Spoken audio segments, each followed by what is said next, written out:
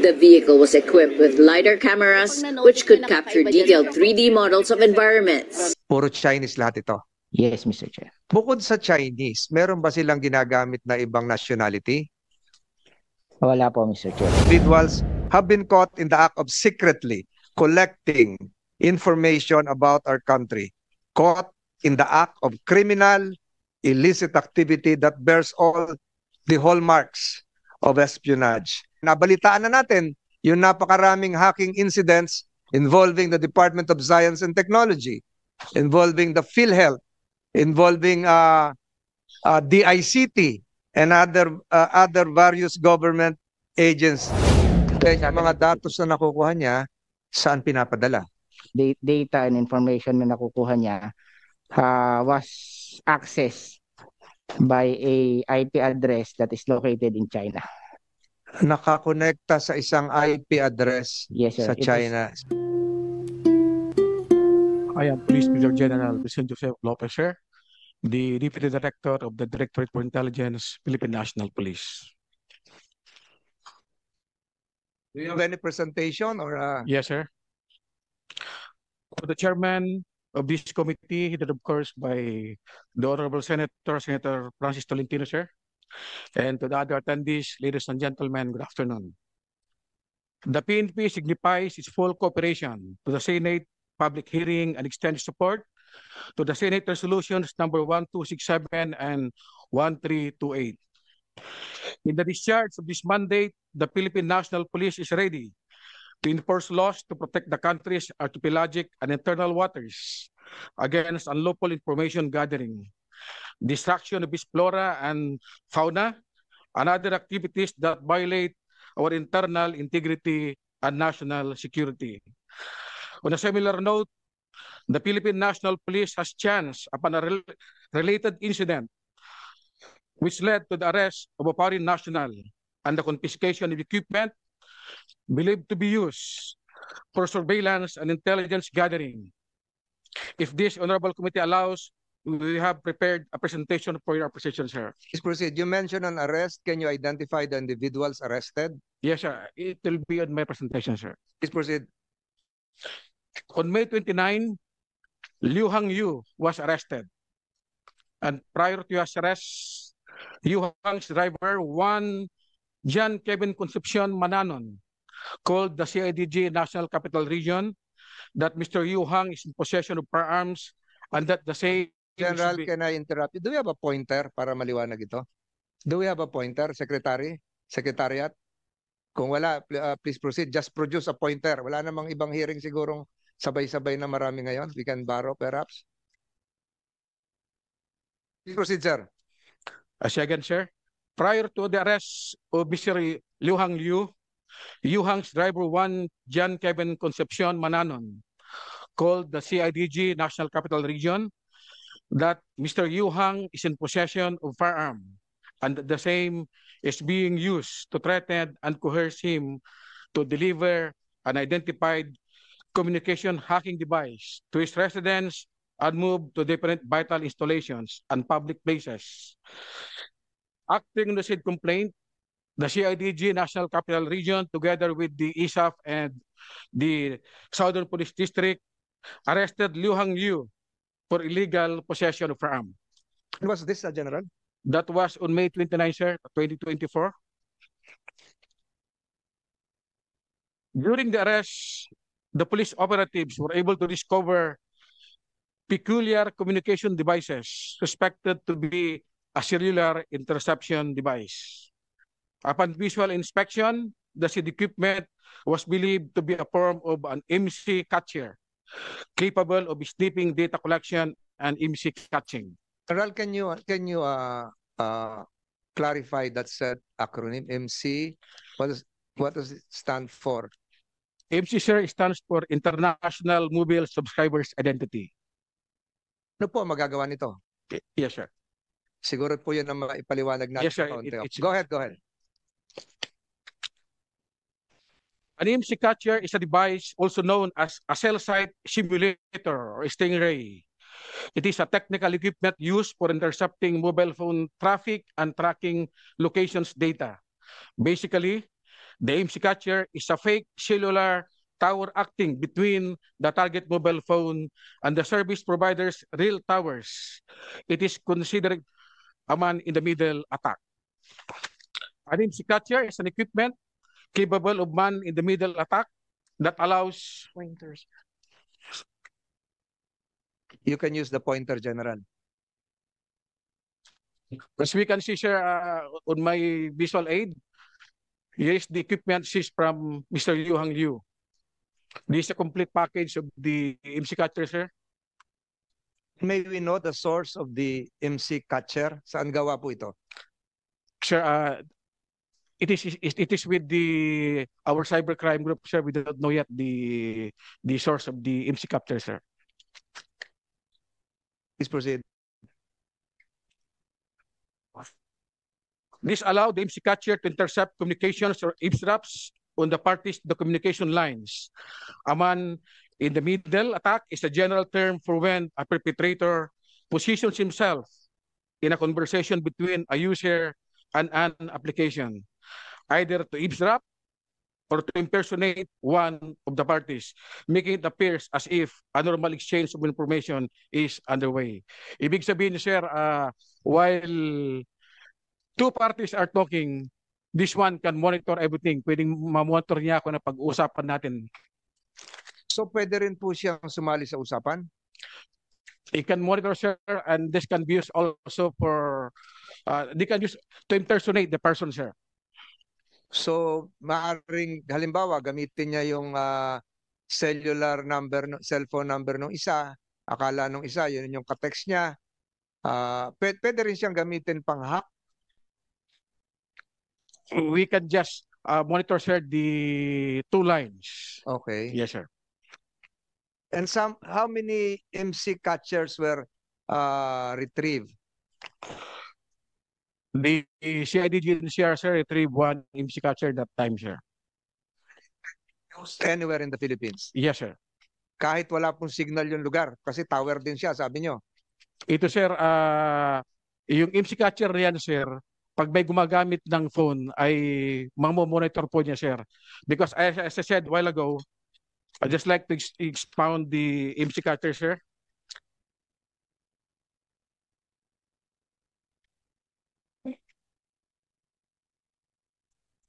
Sayang, nadala nyo sana dito yung equipment.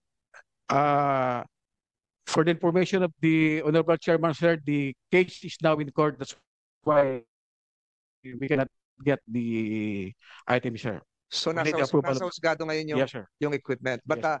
this depiction is an actual picture of the gadget itself. Yes, sir. Kayang isang tao lang ang mag-ooperate. Yes, sir. So pag nasa kwartong ito, halimbawa, lahat ng nagte-text dito, ma-monitor niya. Kaya niya Yes, sir. monitor. Masasagap po niya kung sino specific po na tatagitin po natin, sir. Paano po sa mga, ganun karami ang nasasagap nito? Marami, sir. Lahat yan. Papasok po yan, sir, na ano. So, process of elimination po yung gagawin po nung may hawak po ng MC catcher. Depending on the purpose na isipin po ng may hawak. So hindi lang siguro sa ordinary communications, pwede rin siya maging magamit sa ibang bagay, ma-prevent yung pagko-communicate naman yung dalawa. Yes, sir. Kunyari, naputol, akala niya naputol na yung pag-uusap, yung pala parang ginam lang nito. Ganun po Yes, sir. Yes, sir. ba? Go ahead. And because of those pieces of evidence seized from Mr. Liu Hang, cases were filed against him in court. On May 31, the following cases were filed. Republic Act 8484, or what we call the Access Device Regulation Act of 1988. Grave threats based on the threats complained by his own driver. And the Republic Act 1059, or the Comprehensive Firearms and Ammunition Regulation Act. Likewise, a case for violation of RA 3846, or an act providing for the regulation of radio stations and radio communications in the Philippine Islands and other purposes, was filed on June 24, 2024. The CIDG was able to secure warrant to examine the items confiscated from the suspect for forensic examination. And because of these cases for violation of Section 4 for illegal interception and Section 5 for misuse of devices under Article Republic Act 10175 or otherwise known as the Cybercrime Prevention Act of 2012 were filed before the Quezon City Prosecutor's Office. What is the status of the case now? It is still ongoing, sir. What about the driver? Yung sabi mo, Pilipino yung driver. Yes, sir. Kinasuhan din siya. Di ba siya yung tumistigo na laban doon sa... He was the one who filed the case for the grave threat, sir. Ito pong si Yu Hang Liu. Ito po ba ay merong work permit o merong merong isang juridical entity na ginagamit niya para magkaroon ng commercial activity or business activity sa Pilipinas? Sure, that will be the next part of my presentation, sir. Open source report dated March 5, 2025 states that the Bureau of Immigration Intelligence Chief Fortunato Manahan disclosed during a Senate inquiry hearing on March 4, 2025 that Liu Hang Liu's employment visa was sponsored by Inbec Treasure Processing Corporation, a defunct POGO service provider based in the Cagayan Economic Zone Authority. It was an accredited service provider for POGO as of October 2021 lease and was canceled in August 2024. He was also given a 9G pre-arranged employment visa, a non-immigrant visa for foreign nationals who will be employed in the Philippines in technical, executive, managerial, or highly confidential position. The said visa was issued on May 17, 2019 and was valid until March 25, 2021. Likewise, Mr. Yu Hang reportedly arrived in the country in July 2018 and his visa was updated only until August 2022. That concludes my presentation, sir. Thank you. Securities and Exchange Commission, can you provide this committee a report as to the status of Invec Treasure Corporation submitted by tomorrow? Kaya ba yan, Sec? Yes, Mr. Chair. Also, the Bureau of Immigration, can you provide us the legal status of Mr. Yu? Tama ba yung pangalan? Yu? Yu Hang Yu? Liu Hang Liu, sir. Submit a report tomorrow. Yes, Mr. Chair. We'll do that. Kasi lumalabas dito, expired na rin yung visa niya, na-renew. What is a G9 visa? Mr. Chair, it's a working visa. A working visa. So kahit expired na, pwede pa rin, ganon. Hindi na, Your Honor, hindi na po pwede yan. Submit a report by tomorrow, written report lang. Thank you, thank you. General Wilson Lopez, ito pong IMSI catcher, palagay niyo po ba ay maraming ganito pa na nasa lipunan natin ngayon o isa lang itong o marami pa itong kasamahan? Isa yan sa mga tinitignan po natin right now, sir, and it's one of the projects na tinitignan ng ating mga intelligence community members. And we would be able to detect where they are located, where they are being kept, and where they are being used. We are trying to monitor that right now, Mr. Chair. So ito siguro yung nakakatakot na kagamitan kasi maraming pwedeng paggamitan ito. Yes, sir. Hindi lamang siguro sa espionage, baka pati sa eleksyon magamit ito, di ba? Yes, sir. Yung pagtatransmit halimbawa ng mga datos, dapat siguro malaman din ito ng COMELEC na merong ganito mga kagamitan na naglipa na sa ating kapaligiran ngayon. Yes, sir.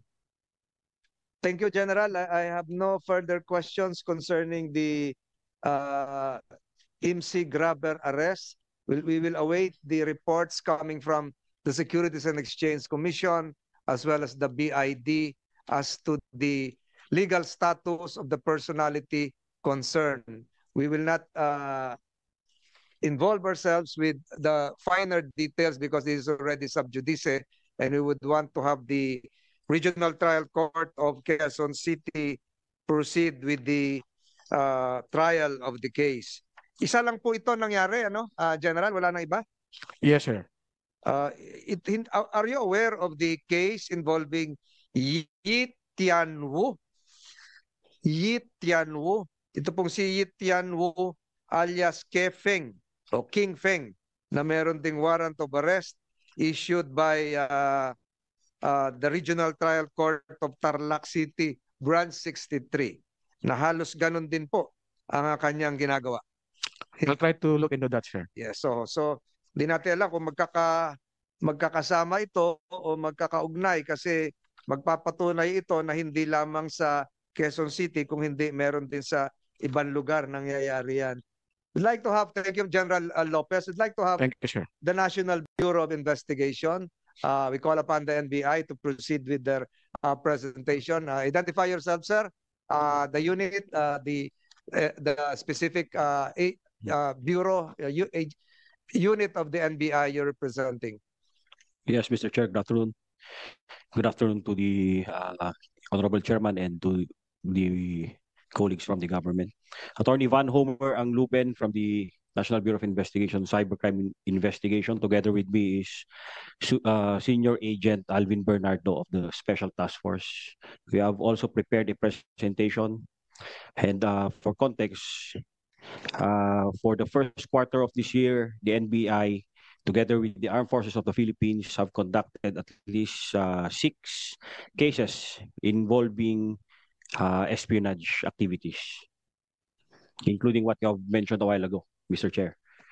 That one is the case of alias Kifeng. Alin ba yung Kifeng? Yung binanggit ko.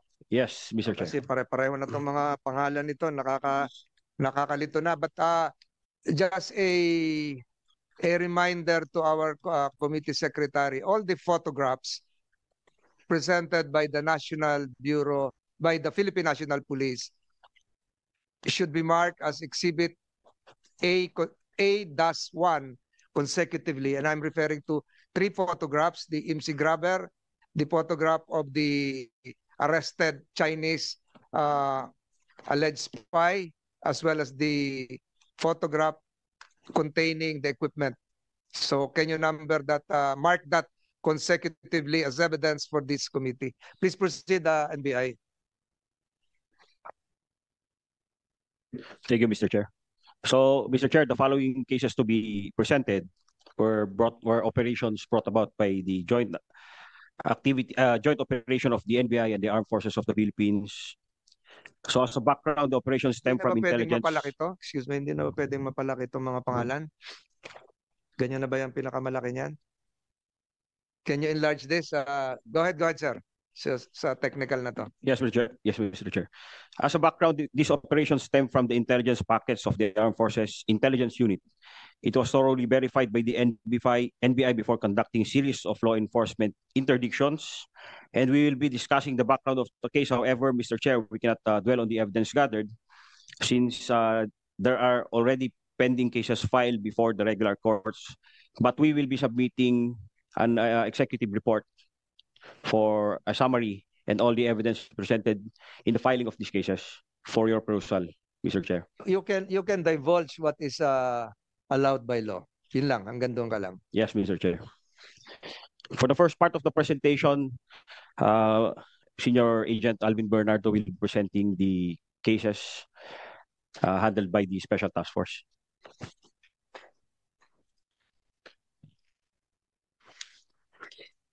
Good afternoon, Mr. Chair. Good afternoon, co-attendees. Our first case is the case of Deng Yuan King, a Chinese national, together with a Ronel Jojo Balundo Besa and Jason Orcales Fernandez.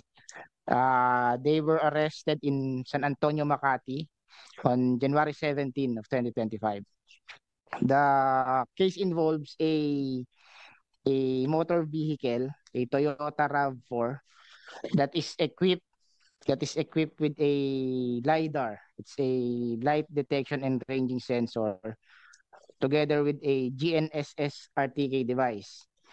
GNSS RTK device, GNSS RTK stands for Global Navigational Satellite System.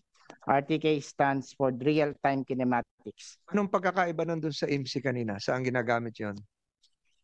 Mr. Chair, these devices is the MC catcher, as discussed a while ago, involves on capturing or mimicking cell towers and signals.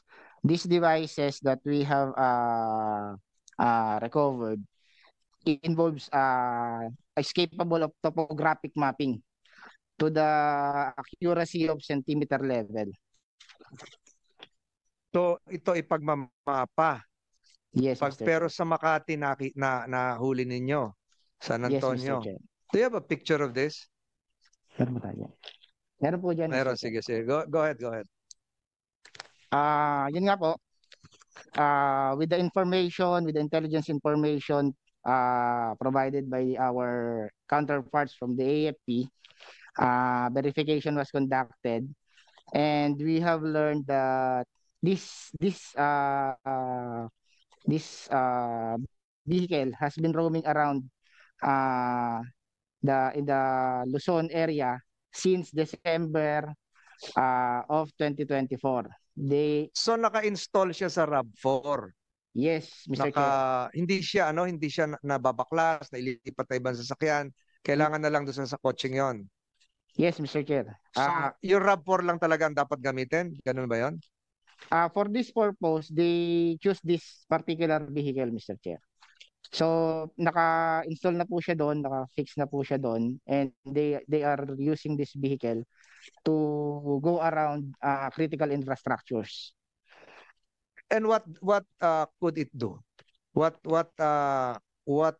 details can it gather inside the RAV4? Halimbawa, nandito lang sa Metro Manila, ano ang kanyang pwedeng magawa? Lahat po ng madadaanan nitong vehicle na to, Mr. Chair, they can conduct topographic mapping. And yung ano po natin kasi dito, sir, is ang pinupuntahan nila kasi yung mga critical infrastructures natin, like military camps, ports, seaports, communications tower, power grids. So, halimbawa, Camp Crame, pumarada sa loob, ano ang makukuha niya? Kaya niya pong mag-conduct ng mapping ng buong area, sir. Lahat ng So, daanan niya. It would mean that it is connected to a satellite equipment or standalone lang siya? It is connected, Mr. Chair. Then yung mga datos na nakukuha niya, saan pinapadala? According to our investigation, yung mga data and information na nakukuha niya was accessed by a IP address that is located in China. Nakakonekta sa isang IP address Yes, sir. sa China. Specific place in China? Military camp or a... Hindi naman po, Mr. Chair. So perhaps there is a foreign intelligence agency based in China gathering all of this. Direkta na doon. Yes, Mr. Chair. Yeah, please proceed. Ayun. This case is now ongoing with the trial is now ongoing with the Regional Trial Court of Makati, Mr. Chair. Another case after this, Mr. Chair. Yung and on January 24 naman po, Mr. Chair. Sige. Can we revert to that previous photo? Yung nauna? Yung sinundan po, yung kanina. Yung nauna mong presentation. Yes, can you have a screenshot of this committee secretary? Have that marked as Exhibit B1 for the National Bureau of Investigation. Go ahead.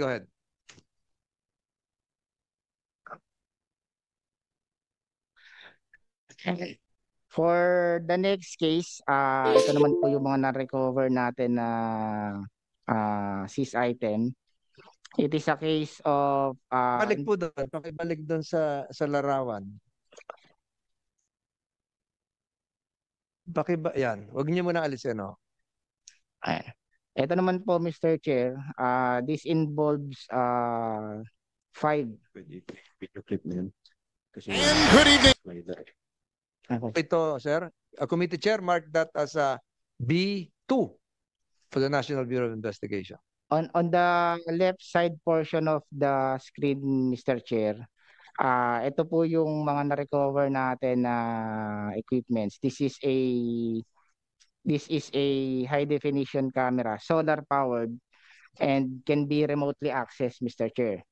This is installed in a tree house in a resort in Palawan, and nakatutok po ito dun sa open seas wherein the movements of our naval assets has been recorded, Mr. Chair. Ito ba yung Palawan 5? Palawan 5, sir. Palawan 5. Yes, Bakit sir. Palawan 5 ang tawag dito? Kasi 5 po sila. 5 sila. All Chinese. All Chinese, sir. Lahat ngayon nakasuhan na. Yes, Mr. Chair. Go ahead, go ahead. Ayan, yun po yun. Yung dito naman po sa right portion is a video clip naman po nung naunang case, yung diniscuss kanina, yung sa Makati. We can play this, Mr. Chair. Please play that for the committee's consideration. And Security is beefed up Committee in military Secretary camps marked and that as key facilities in the B3. Philippines following the arrest of a suspected Chinese spy. Zian Ambrosio reports.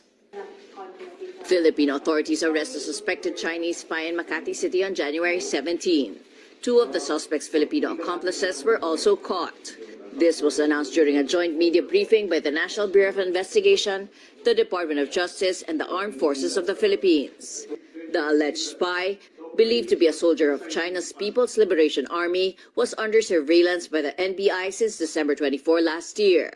Last December, na-share sa amin ng Naval Intelligence ng Armed Forces of the Philippines ang isang information na merong Chinese group na nagpunta dito sa Pilipinas at nagmamanman sa ating territory. Fortunately, yung aming cybercrime team, with the help of the Special Task Force, were able to locate yung tao.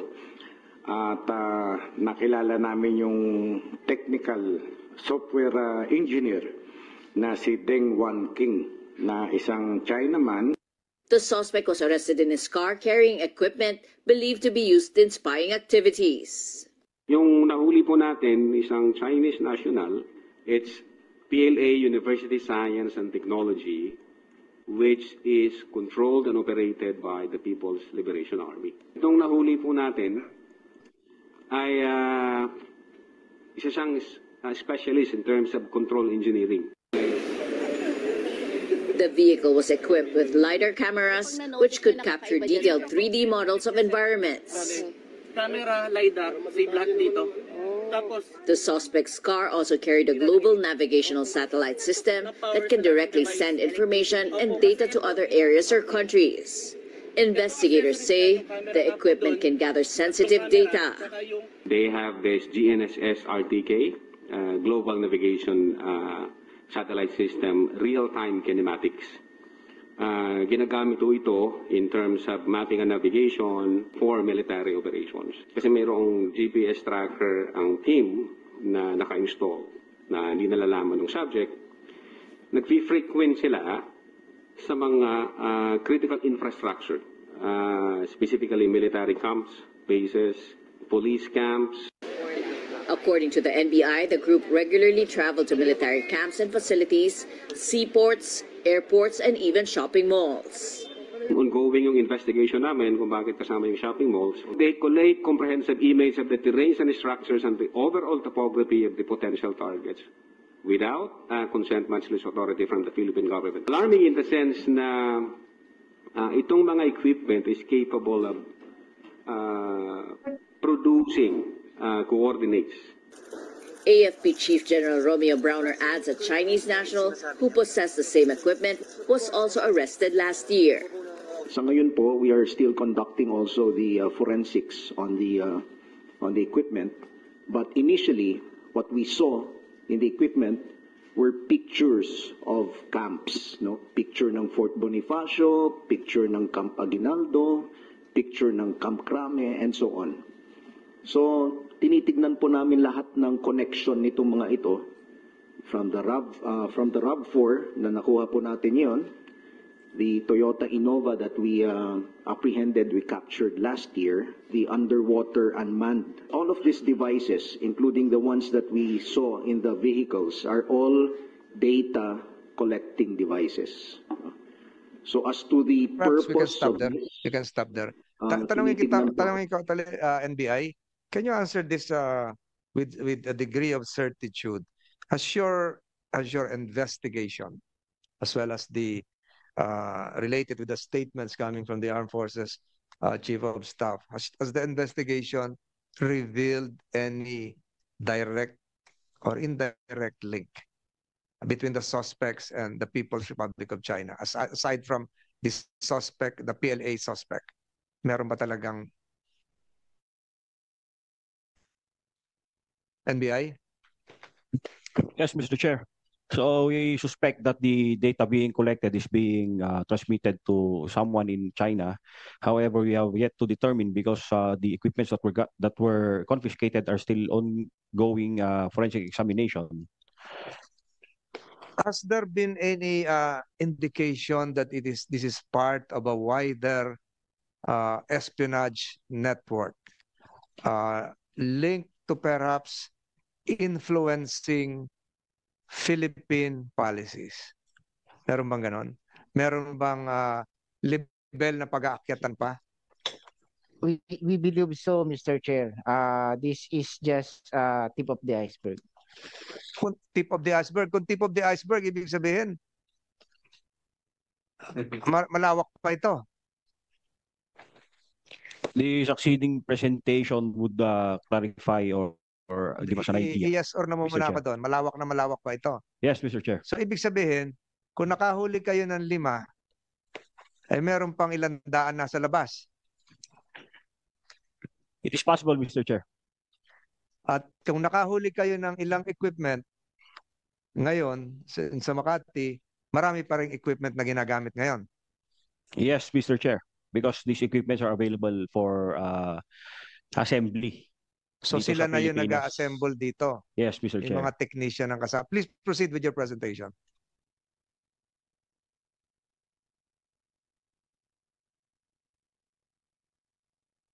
Ito na po, Mr. Chair, yung sinasabi kanina natin na Palawan 5.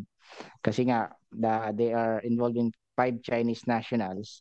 They are arrested on different dates and on different locations. Pero yung case is focused on the Palawan issue wherein they installed a high definition camera, a solar powered one, and is capable of remote access, Mr. Chair. The said camera is focused on the open seas and is monitoring the movements of our naval assets there. So there is an arrest on January 24. This year. Just this year, November 25, 2025, Mr. Chair. Two Chinese nationals in the name of Wu Chengting and Chen Haitao. They were arrested in Ninoy Aquino International Airport Terminal 3 upon their arrival from Palawan, wherein they conducted their illegal activities. After that, their cohorts were arrested the following day in Binondo and in Intramuros, Manila. So Manila-based yung kanilang mga supervisors, ganon. Yes, Mr. Chair. In Manila, they are also conducting espionage activities, monitoring naman the Manila Bay Area, Mr. Chair. What's the status of the case? These cases are ongoing trial with the regional trial courts. Manila or Palawan? Meron po sa Manila, Palawan, and Pasay. And the equipment used nasa NBI? Yes, or Mr. court Chair. custody? Under court custody, Mr. Chair. Please proceed. And the next slide, please. Kakibalik na isa. Yung pictures.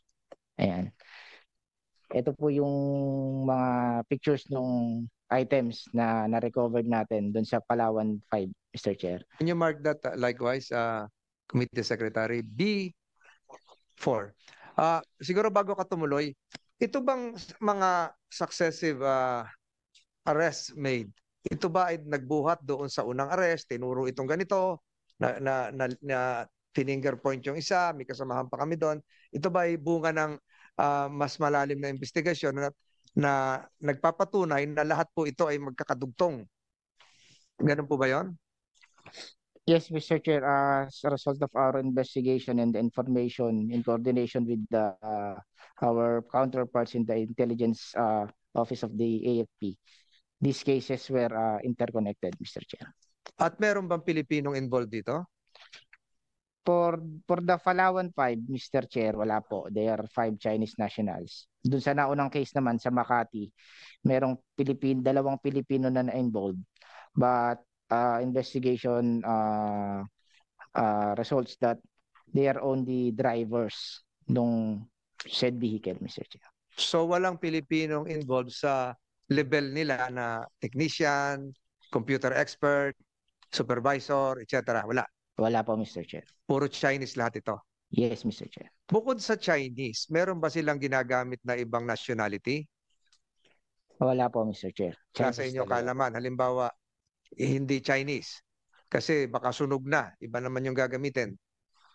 Wala naman po. These foreign nationals were confirmed to be Chinese, Mr. Chair. Proceed. Yeah, ito po yung sumunod na arrest sa Manila. Si Wang Yongyi and Wu Junren was arrested in Manila. And then si Kai Xiaowang was arrested in Dumaguete, Mr. Chair. Dumaguete? Yes, Mr. Chair. Kasi that time, during the arrest, nandun na po siya kasi resident po siya doon. He had established a roots there. May pamilya na po siya doon. May business na din siya doon. Ito ba yung nakalagay dito, Sunseas Beach Resort? Yan po. Hindi, sa Palawan to. Apo, yung Sunseas Beach Resort, yan po yung beach resort na pinuntahan nila, allegedly for recreational activities. Tapos diyan po sila nag-install ng camera na nakatutok po doon sa offenses natin sa mga naval assets natin. Sa inyo pong investigasyon, itong halimbawa itong nahuli sa Dumaguete, yung taga Dumaguete, itong sa Palawan, ganong katagal na sila nandito sa Pilipinas para makapag-lunsad ng ganitong uri ng pag-iispiya? Ganong katagal? Hindi naman siguro 2 buwan lang. Ganong katagal na sila nandito naninirahan sa Pilipinas? And then, I direct my query likewise to the Bureau of Immigration.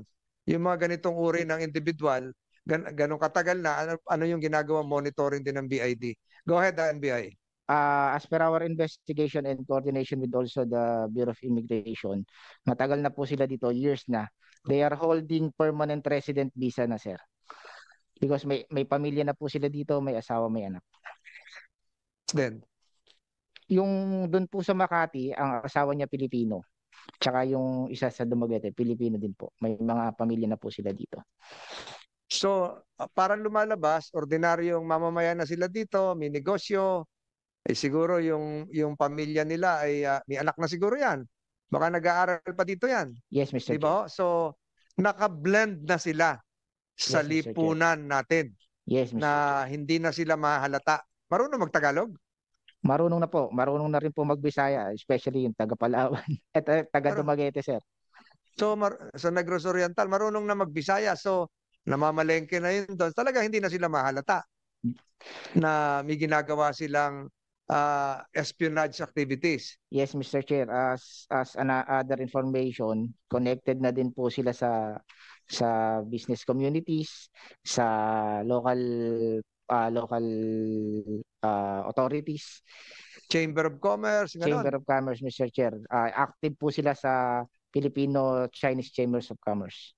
So mahirap talagang ma-monitor at malaman kung ang kaharap ng isang Pilipino ay espiya o hindi? Yes, Mr. Chair. To be So ganito na lang, doon ba sa inyong investigasyon, I'm sure nakaharap nyo to, hindi lang araw, linggo. Meron ba kayo nakita na meron silang kaukulang kaalaman? Have you determined any specific skills that would point to them being militarily trained in intelligence gathering, trained by a special unit perhaps within the People's Liberation Army? Hindi naman siguro mapipili kang espiya kung ordinaryong mamamayan ka lang. May kakayahan siguro ito. NBI. Yes, Mr. Chair. So, dito po sa mga nahuli natin, as part of their plan of conducting espionage activities, mukha naman po silang mga ordinaryong tao because it's part of their scheme para mag-blend po sila sa community. Hindi naman po sila mapagkakamalan na military trained or yung build po ng pangangataon nila is angkop sa isang pagiging membro ng militar. So, tingin po namin, during our assessment and interview, yung mga usual na itsura po ng mga nagkakandak ng espionage activity dito sa ating bansa are those who are ordinary looking citizen. So, ibig sabihin nun, hindi ito yung maganda yung pangangatawan, krukat, snappy, hindi ganon. Hindi po, Mr. Chair. Sa pelikula lang po yun. So, ibig sabihin ito, hindi lang sa Dumaguete, hindi lang sa Palawan, hindi lang sa Makati, baka mas marami pang iba. Marami pa po, Mr. Chair, at continuing po ang coordination natin sa Intel community para magkaroon po tayo ng law enforcement interdiction dito sa mga ganitong klaseng activity.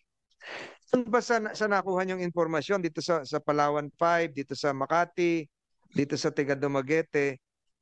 Kayo ba ay nagimbal sa uri ng mga impormasyon nakakalap nila? At alam niyo ba kung saan ito pinapadala? We are suspecting, Mr. Chair, na pinapadala ito sa somewhere sa China. But of course, dahil nga po trained po to sa ISR operations, there are also possibilities na yung mga traces na mga information na pinadala nila through the internet were already deleted sa phone nila.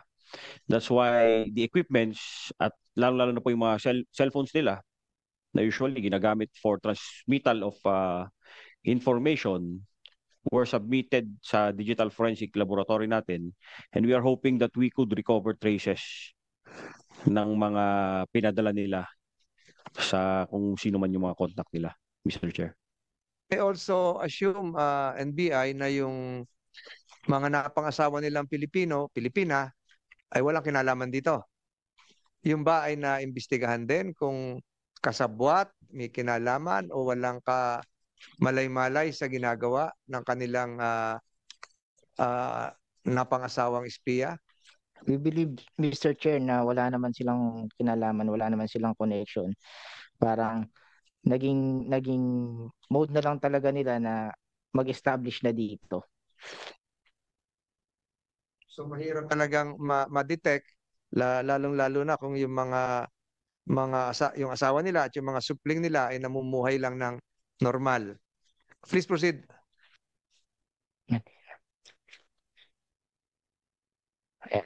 This is the media release po nung Palawan 5, Mr. Chair. This picture. Yeah. And on February 21 of this year also. Bago lang to. Ito ba yung pinakabago? Sige, go ahead. Yes, Mr. Chair. Further operation resulted to arrest of Chinese nationals and some Filipino cohorts. This involves IMSI catcher, Mr. Chair. As discussed. Sinabi mong cohorts, hindi na ito yung ordinaryong driver lang o kasamahan lang. Kasabwat na talaga. Yes, Mr. Chair. Go ahead. For this case, Mr. Chair, we have recovered 3 MC catchers Is equipment the same as the equipment presented a while ago via pictures by the Philippine National Police? Yes, Mr. Chair. So It has pareho the same lang. capability. The same capability. So go ahead, go ahead. So yung dalawang MC Catcher po dito, na-recover po natin sa dalawang vehicle. It was installed sa isang vehicle with plate numbers, yung naka-flash po dyan. And the other one, nandun pa po sa bahay ng isang subject, which is yet to be installed.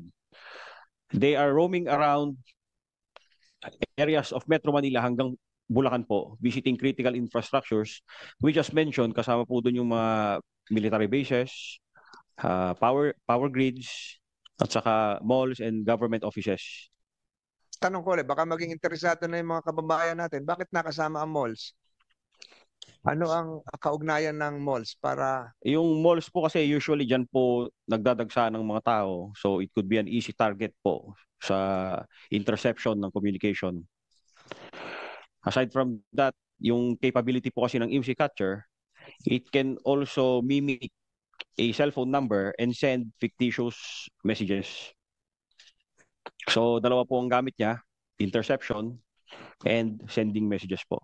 So once po sa, intercepted, yung number mo magagamit na pang text, pang send ng message, ganun ba? well, basically Mr. Chair, ang IMSI Catcher po kasi, it has the capability to track and intercept mobile phone communications as long as it is configured in that way.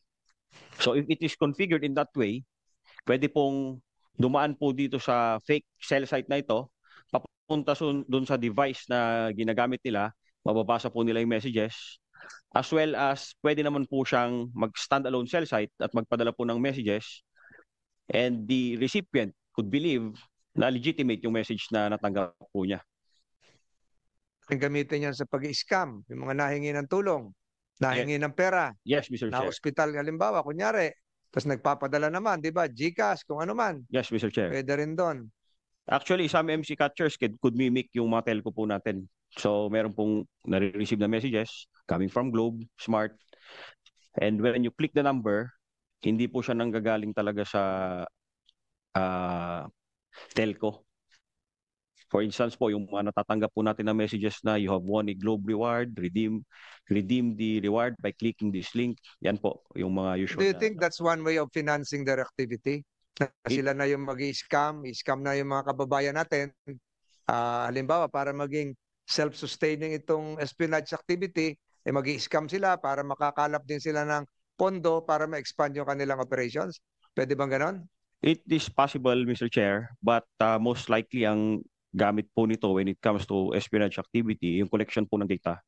So through this, pag nakatanggap po ng link, ang ine-enter po natin doon yung personal details po natin. For instance po, meron tayong gustong kolektahin na reward which came from a fictitious text message. Nag-fill up po tayo doon ng mga pangalan natin, address, birthday, cellphone number, email address. And kasama na po doon sa phishing expedition na yan, kapag meron pong mga high profile po na government officials na nakukuha ng information. Pang-blackmail na yon. Possible po. Marami na po siyang pwedeng paggamitan po, Mr. Chair. And these are all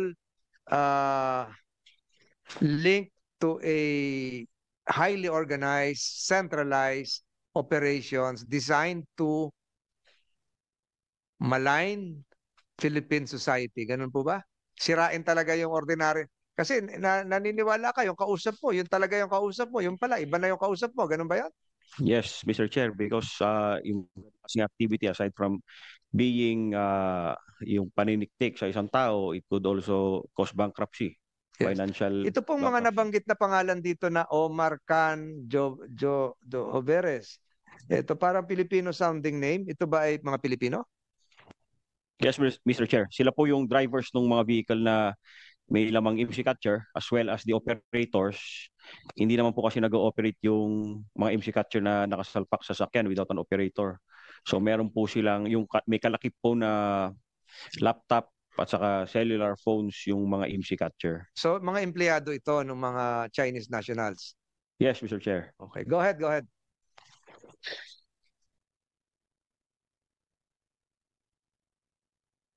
So this is another media report. We can skip that. Go ahead, NBI. sa nais mag-apply sa driver ng Skip mo na yan. Oh. Gaano mas So ito ba March 19, 2025, Ye Tianwu. Sino naman to mga ito? Yes, Mr. Chair, this is the subject of PS Resolution number 1328, Grande Island incident po to. So can you brief us on the status of the said case? Grande Island is in Subic. Yes, Mr. Chair. Okay. So the Grande Island case stemmed from military intelligence packet. Pre-process po namin and verified. We conducted a surveillance together with the military na meron pong labas-pasok po ng Chinese individuals here in Grande Island. A total of 6 persons po were identified. And ang cover po nila dito, they go to this island as recreational fishers until wee hours of the night. Hanggang madaling araw po, nag-fishing po sila. Pero itong Grande Island po kasi, it is a good vantage point for conducting ISR operations. You don't need any high-tech equipment para mag-conduct ng ISR operations dito. Actually, during the arrest of these individuals, meron pong mga dumadaan na barko. Halo-halo na pong dumadaang barko dito sa harapan ng seashore. Sa shoreline po ng Grande Island, kasama na po dyan yung mga private commercial vessels as well as yung mga vessels po ng mga international fleet and naval vessels po na nandyan po sa port near Subic Bay. So we have arrested these 6 individuals and meron po tayong mga incriminating pictures na nakuha as well as incriminating documents. Same equipment were used. Iba na.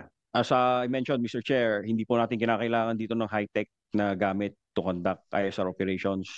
Ang ano lang po siguro, ang na-observe namin, meron pong drone na ginagamit tuwing may dumadaan na barko. Ito pong drone na to, in order to be not suspicious, ginagamit po itong drone na to para magpadala ng fishing bait dito sa mga ginagamit na vessel nitong mga Chinese individuals.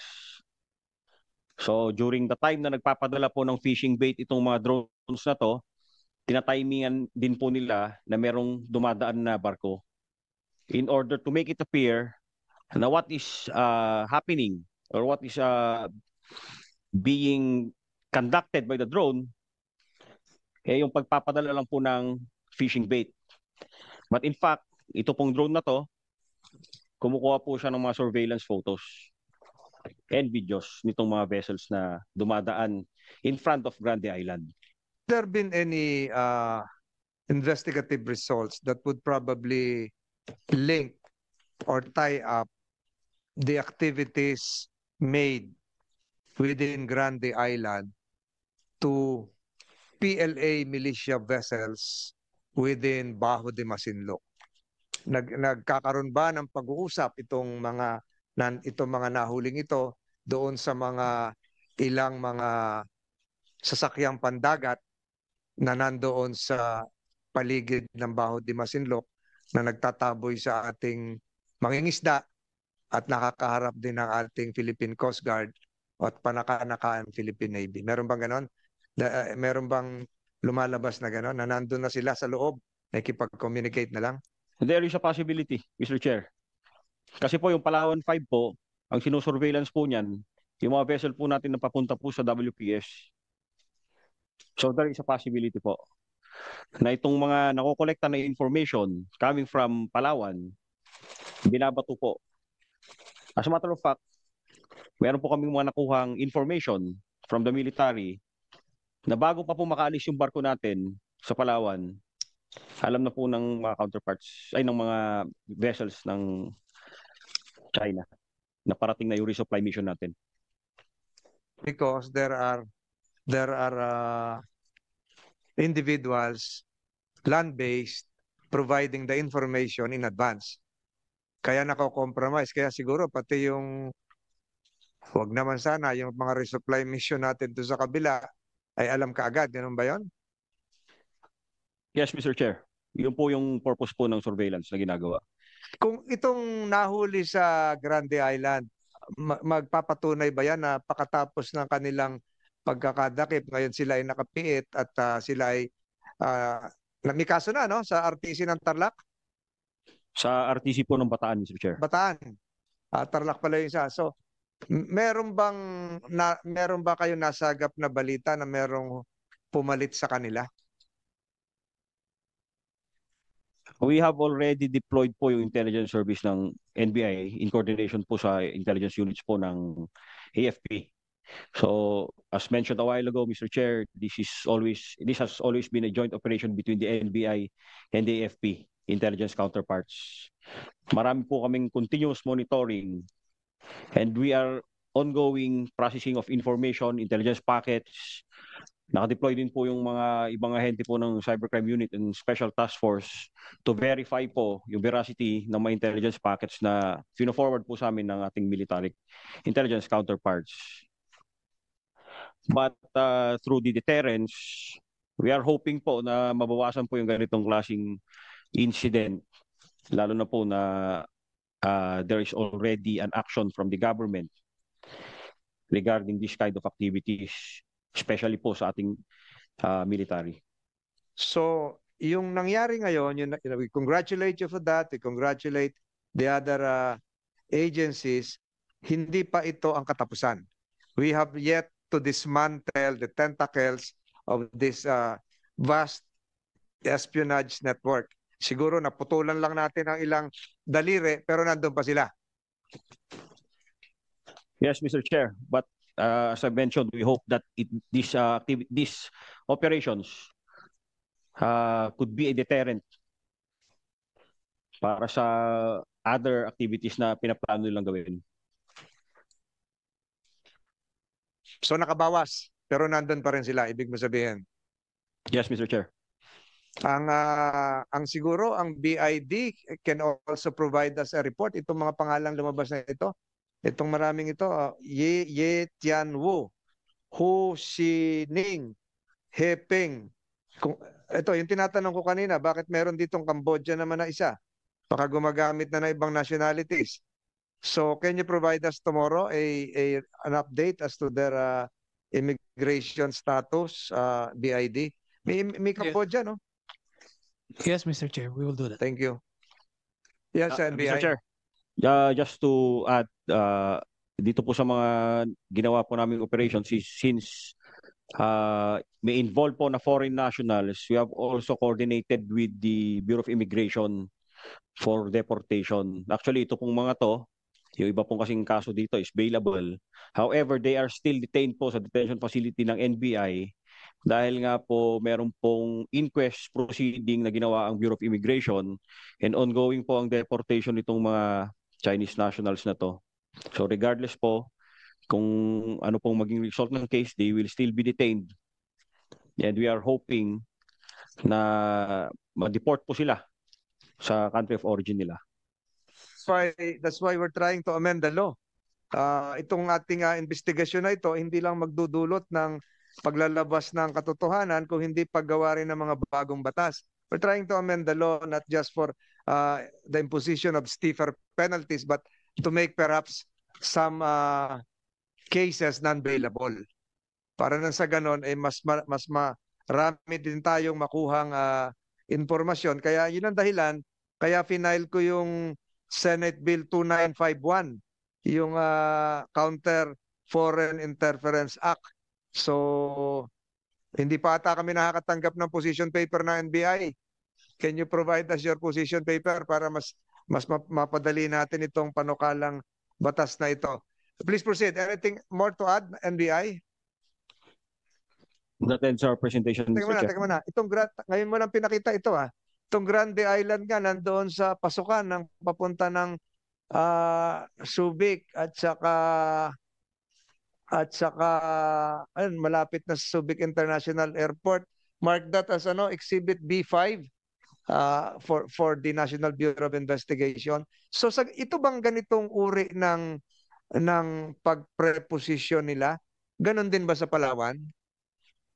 Yung malapit sa isang Yes, Mr. Chair. Sa isang port?